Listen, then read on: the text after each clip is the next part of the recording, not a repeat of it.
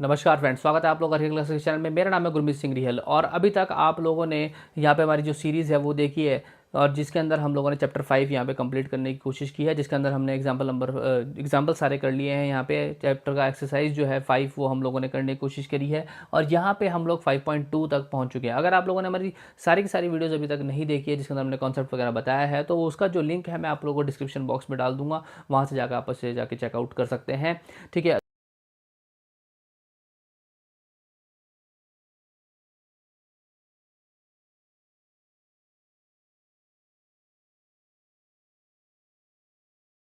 तो अब मैं बात करता हूँ हमारे इस टॉपिक के बारे में, इस क्वेश्चन के बारे में। ये बोलता है कि आपके पास दो यहाँ पे एपी दी गई है, जो कि आपके पास है 63, 65, 65 यहाँ पे जा रहा है डॉट डॉट डॉट, और दूसरी एपी है 3, 10, 17। ठीक है, तो यहाँ पे इनका कौन सा टर्म ऐसा होगा, वो nth टर्म कौन सी होगी जहाँ पे ये दोनों आपस में क्या हो जाएंगे, दोनों का टर्म जो होगा बराबर होगा। मतलब nth टर्म कौन सी होगी जहाँ पे ये भी nth टर्म इसकी बराबर होगी और nth टर्म इसकी भी बराबर होगी। ये आप लोगों को क्वेश्चन अंदर आपको समझाने की कोशिश कर रहा है। ठीक है, तो चलिए स्टार्ट करते हैं हमारे इस वीडियो को। तो यहाँ पे सबसे पहले आप लोगों को क्या क्या गिवन है। यहाँ पे आपको देता है कि आप A1 यहाँ पे दिया गया है 63, 65।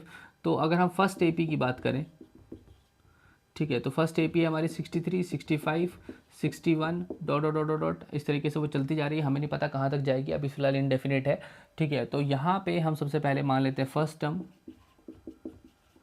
तो फर्स्ट टर्म जो है आप लोगों की A1 इजिकल टू यहाँ पे 63 है, और यहाँ पे जो आपका कॉमन डिफरेंस है, ठीक है, कॉमन डिफरेंस D जो है यहाँ पे आपको दिया है 65 में से 63 जैसे आप कैंसिल करेंगे तो यहाँ पे आपके पास 2 आ जाएगा।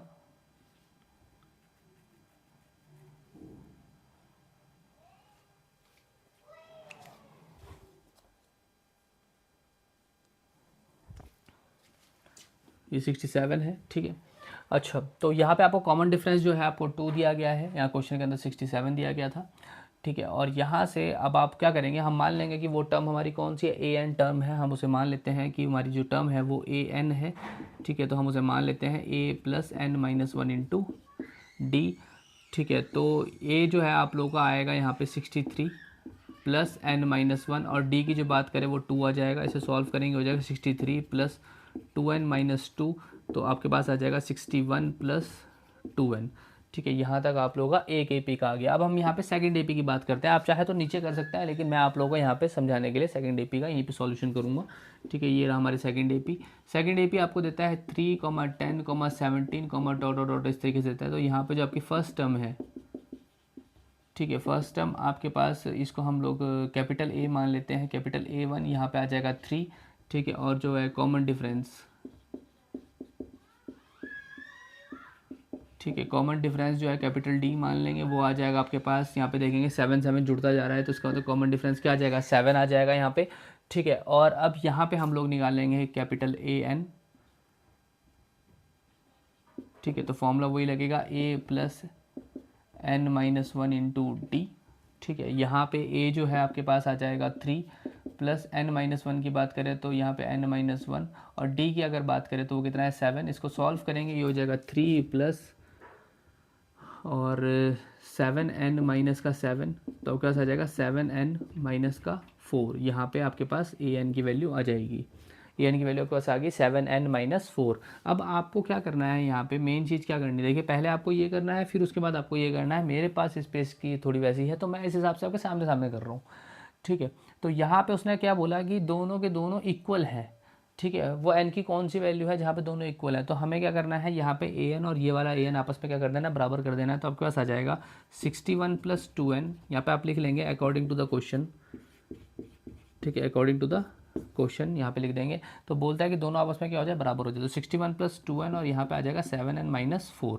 तो नंबर आप एक तरफ कर दो, क्वेश्चन आप एक तरफ कर दो। तो यहाँ पे 2n जो है उस तरफ ले लेता हूँ, ये हो जाएगा 7n माइनस का 2n। ठीक है, ये प्लस का 2n हो जाएगा, इसका हो जाएगा माइनस का, ये माइनस का 4 इधर हो जाएगा 61 प्लस 4, तो ये हो जाएगा 65, और यहाँ पे हो जाएगा आपके पास 5n।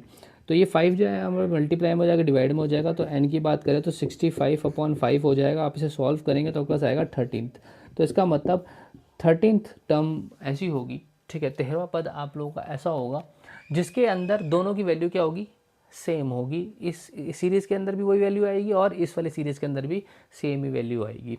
तो इस तरीके से आप लोगों का ये वाला क्वेश्चन होता है। तो उम्मीद है कि आपको समझ में आ गया होगा। अगर आपको फिर भी कोई डाउट लगता है तो कमेंट जरूर कीजिए, और अभी तक आप लोगों ने अपने दोस्तों के साथ इसको शेयर नहीं किया है तो शेयर कीजिए, ताकि वो लोग भी कुछ नई चीज़ सीख पाएँ और अपनी प्रिपरेशन की तैयारी कर पाएँ। ठीक है, क्योंकि बहुत दूर दूर आज के इलाके हैं जहाँ पे ये एजुकेशन फैसिलिटी वहाँ तक नहीं पहुँच पाती। तो मेरी कोशिश ये है कि वो एजुकेशन फैसिलिटी जो है हर जगह तक पहुँच पाए। ठीक है, और जो बच्चे नहीं पढ़ पाते उनको भी फ्री में हम लोग ऑनलाइन कोचिंग दे रहे हैं। तो उसका कारण ही यही है ताकि फ्री में हम वहाँ तक पहुँच सकें। ठीक है, क्योंकि हमारे पास ऐसा कोई पैकेज वाला सिस्टम अभी हमने स्टार्ट नहीं किया है, और हमारी कोशिश ये है कि पहले जो एकेडमिक लेवल है वो तो कम से कम हमारे बच्चों तक पहुँच पाए, हमारे इंडिया के सब बच्चों तक पहुँच पाए। तो अभी तक आप लोगों ने वीडियो को शेयर नहीं किया तो शेयर कीजिए, और चैनल को सब्सक्राइब करके हमें सपोर्ट जरूर कीजिए। मिलते हैं किसी नेक्स्ट वीडियो में।